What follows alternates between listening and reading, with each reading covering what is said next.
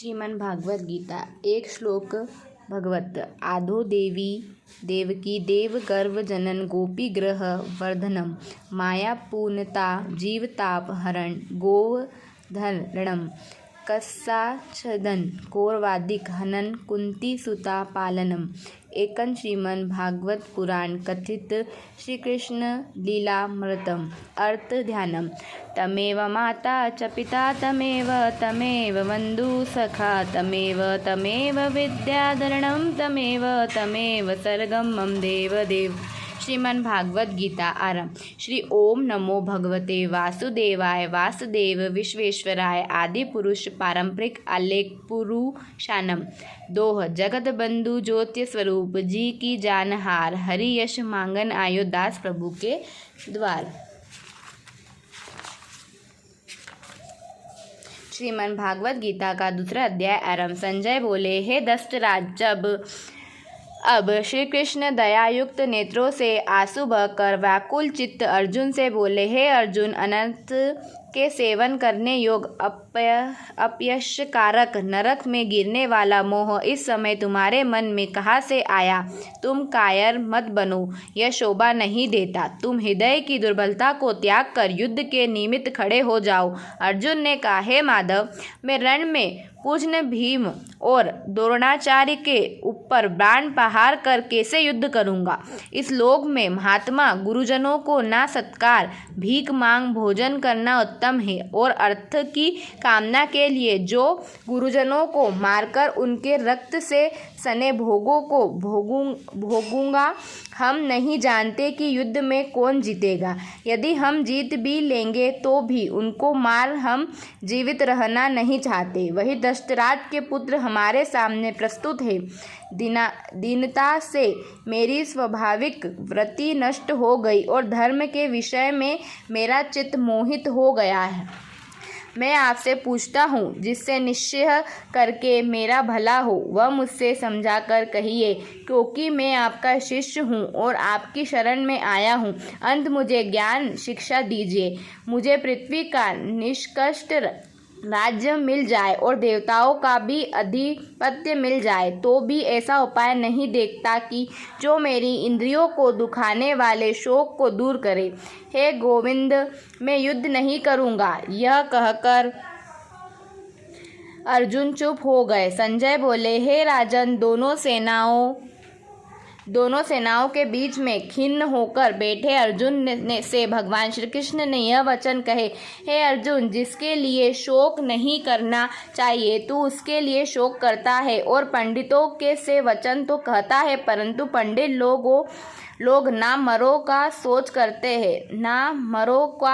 करते हैं ना जीवितों का।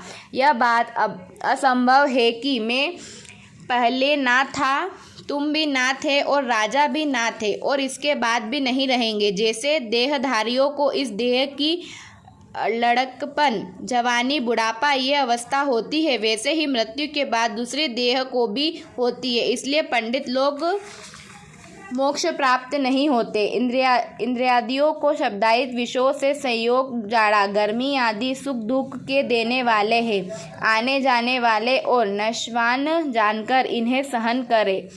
हे नरश्रेष्ठ, सुख दुख को सम्मान न मानने वाले जिन वीर पुरुषों को हे ब्रह्मा पदार्थ कलेश नहीं देते, वह मोक्ष के अधिकारी है। असत्य का तो अस्तित्व नहीं है और श्रम का अभाव नहीं है। इस प्रकार दोनों का हित वह ज्ञानी पुरुषों ने देखा है, जिससे यह सारा संसार व्याप्त है। उसका विनाश करने में कोई समर्थ नहीं है।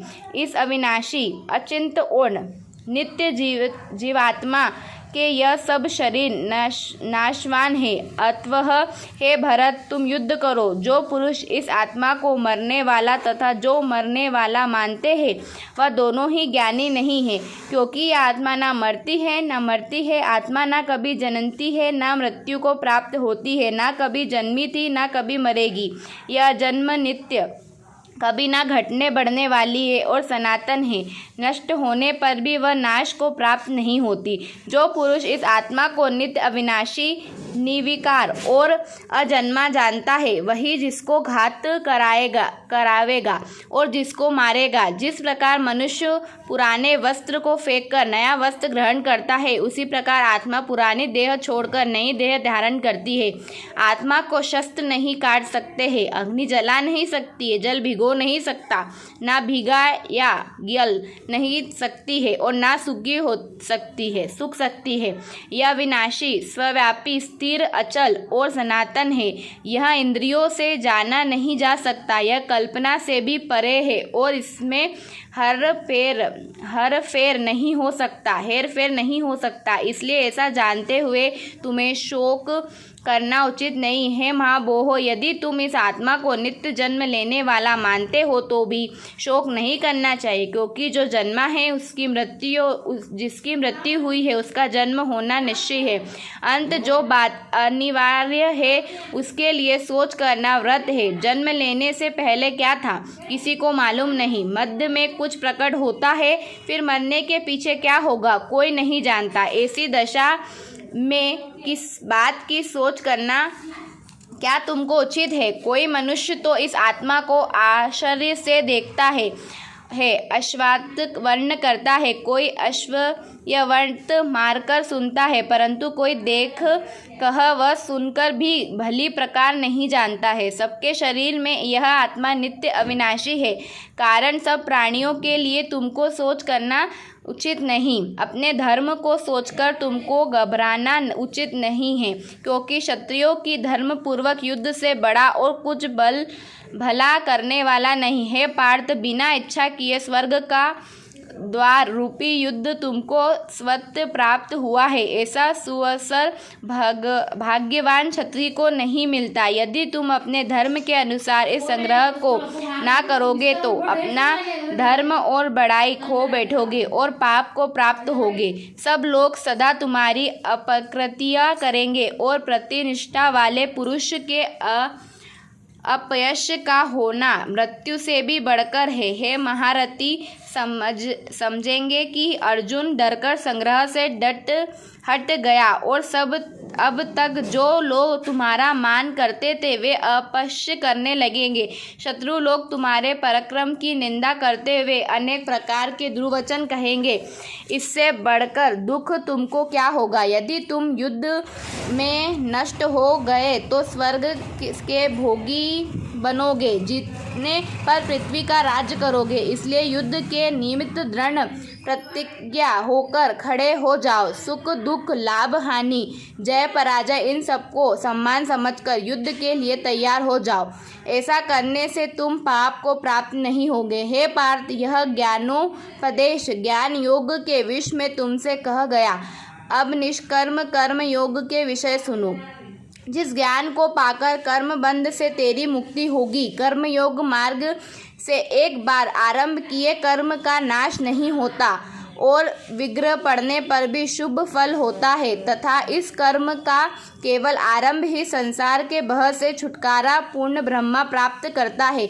निश्चय करने वाली बुद्धि इस निष्काम कर्म में एक ही कामना वाले पुरुष की बुद्धि एकाग्र नहीं रखती, उसकी शाखा प्रशाखाएं होती है। ऐसी दशा में मनुष्य संदेह में रह जाते हैं। हे अर्जुन, अज्ञानी उस पुष्पिता प्राणी को स्वर्ग सुख से बढ़कर कुछ नहीं समझते। स्वर्ग सुख को ही उत्तम पुरुषार्थ समझना है। उनकी कामनाओं से चित्त व्याकुल होने के कारण निश्चयात्मक बुद्धि से मोक्ष साधन उत्पन्न नहीं होती, कारण कि उस चित्त भोगी में सदैव निगम रहता है। जिस मनुष्य का चित्त इस प्रकार मोह में लिप्त है और उनकी आसक्ति भोग विलास और ऐश्वर्य में, ऐसे पुरुष के अंतकरण में निश्चयात्मा बुद्धि नहीं होती है।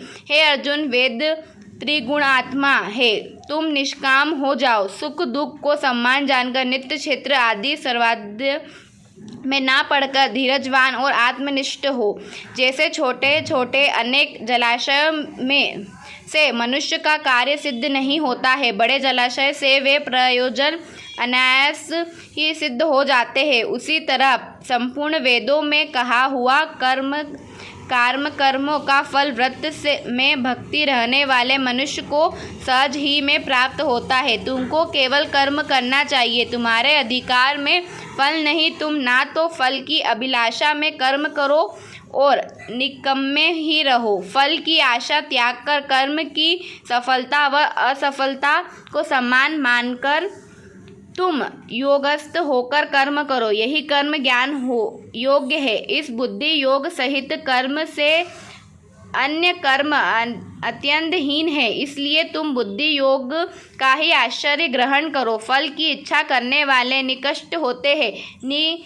निष्काम कर्म करने वाला पुरुष ईश्वर कृपा से इसी संसार में सुकृत तथा दुष्ट इन दोनों ही का त्याग कर देता है। इसलिए तुम निष्काम कर्म में प्रवृत्त हो, जो सब कर्मों में कल्याण कारक है। कर्म फल को त्याग कर बुद्धि युक्त ज्ञान पा पुरुष जन्म बंधन से हटकर मोक्ष को पाते हैं। जब तुम्हारी बुद्धि मोहवन के बाहर निकल जाएगी, तब तुम्हारा मन आगे सुनने वाली तथा हुई बातों से विरक्त हो जाएगा।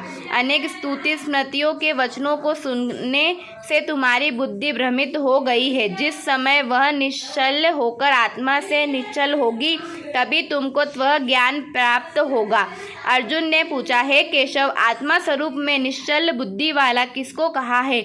उनके लक्षण क्या है और वह कैसे बोलता है, कैसे बैठता है, कैसे चलता है? श्री कृष्ण बोले, हे अर्जुन, जो महापुरुष मन की सब कामनाओं को त्याग देता है और अपने आप ही में प्रसन्न रहता है, उसको निश्चल बुद्धि वाला कहते हैं। दुख में जिसके मन को छेद नहीं होता और सुख में जिसकी आसक्तियाँ नहीं होती तथा प्रीति भय क्रोध जिसके जात रहते हैं, वह आत्मा स्थिर बुद्धि वाला मुनि कहलाता है। जो सर्वत्र स्नेह करता है, जो शुभ पदार्थ प्राप्त होने पर हर्ष नहीं करता, अशुभ से अप्रसन्न नहीं होता, उसी को स्थिर बुद्धि वाला जानना चाहिए।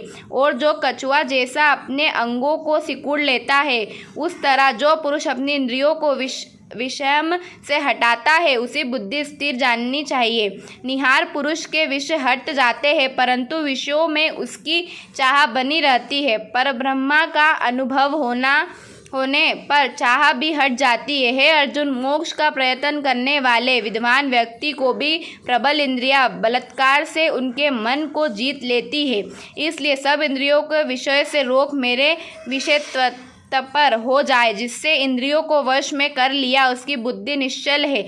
जो पुरुष विषयों के ध्यान में रहता है, उसकी प्राप्ति हो जाती है। प्राप्ति होने से कामना होती है, इच्छा के पूर्ण ना होने से क्रोध की उत्पत्ति होती है, क्रोध से अविवेक होता है, अविवेक से स्मरण शक्ति नष्ट हो जाती है, स्मरण शक्ति के नष्ट होने से बुद्धि क्षय हो जाती है। जिसकी बुद्धि का नाश हुआ वह विनाश को प्राप्त होता है। जो पुरुष राग वेश से रहित हो, इंद्रियों के विषय सुख का अनुभव करता है और अपने मन को वश में रखता है, वह शांति को प्राप्त होता है। शांति मिलने पर सब दुखों का नाश होता है। प्रसंचलित वाले ही बुद्धि तुरंत निश्चल हो जाती है। जो पुरुष योग युक्त नहीं है, उनकी निश्चल बुद्धि उत्पन्न नहीं होती, ईश्वर में भावना भी नहीं होती।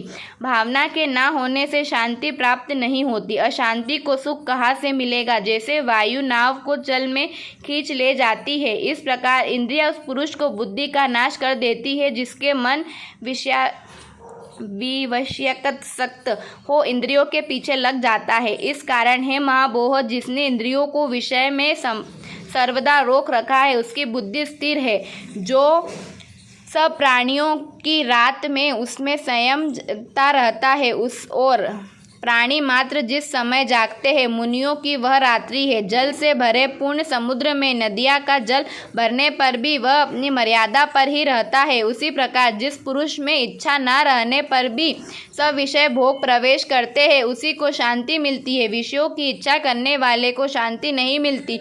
जो पुरुष सब कामनाओं को छोड़कर इच्छा रहित हो विचारता है, ममता अहंकार जिसमें नहीं है, वही शांति को प्राप्त होता है। हे पार्थ, ब्राही स्थिति यही है। ऐसी स्थिति मिल जाने पर प्राणी फिर मोह में नहीं फंसता और अंत समय में निवाण ब्रह्मांड को प्राप्त करता है। श्रीमद् भागवत गीता का 2